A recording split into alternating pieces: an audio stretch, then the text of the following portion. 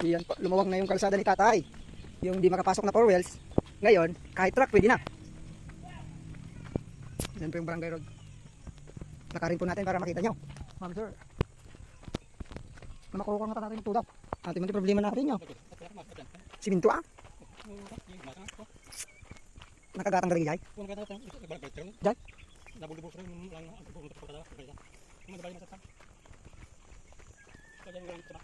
Alright.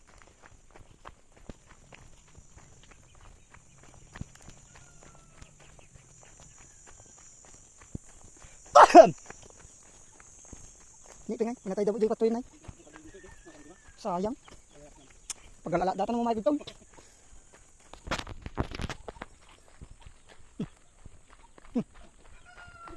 Nandiyan. Awan malalay tinga pabilit nga matinis.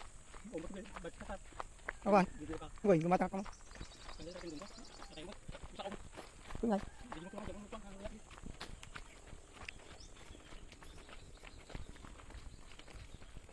No. Kagagatang daday. Manungay pa ng lakad ah. Maka 50 lang ato.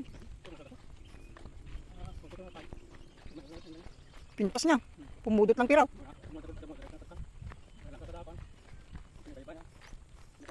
Manok awan tawar na diwan 75 yan. Na?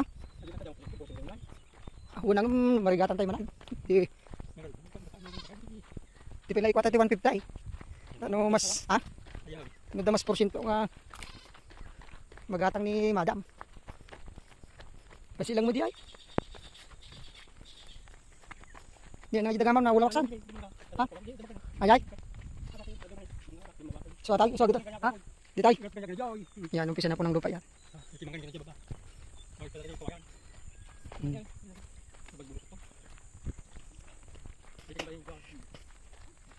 Pinbagin nga tayo.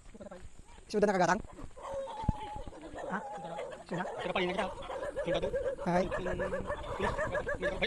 Ay, kasla nag-retire na. Retirement pin siya rin. Ha? Oh, ko lang yan. Pinagtuturo daw. Ate, magkano benta mo dyan? 20 isa? Ilang kilo ka na? Ah, sige, balik kami ate. Tara, tingnan lang namin itong lupa ni kuya. Maluwang itong nakuha niya. Ha? Dito yan, sir. Ha? Alam mo, nakalako kami tinagad dito. Ay. Ha? Apaya. Iyan, dito na po tayo sa saktong lupa ni Uncle. Yan po yung umpisa. Yan po, ma'am sir. Binalikan po natin to kasi okay na yung daan niya. So may 21 na mangga daw, sabi ni Uncle na tinanim niya rito, native. Yan, hanggang doon po yung property niya. Yan, paikot. Isi-ship ko po yun dito sa real view niya. Dapat karga na fish pan mo, Uncle. Tilapia. Ayan, yun po.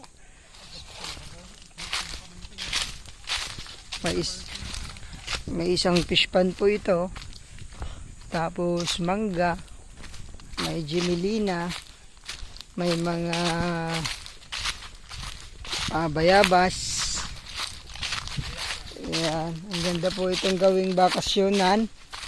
Malamig ang hangin. Tapos dami pang puno. Ayan. May siniguelas. Ayan. Pwede pong magtanim dito ng kahoy. So, pwede po ito sa mga gustong lumayo sa pollution. Lumayo sa polluted area. Ayan, napakaganda po itong gawing bakasyonan ninyo. Meron na kayong fish pan po. Pagkunan ng may laman na po yung tilapia. Pwede na po kayong dyan, pagpatuloy, pag nabili nyo po itong lupa. Uy, may bunga tong mga siniguelas nila. Mamaya ka lang. Titirahin kita. Puntang kulong po yung kanilang fish pan, ma'am sir. So, na-improve na po yung daan.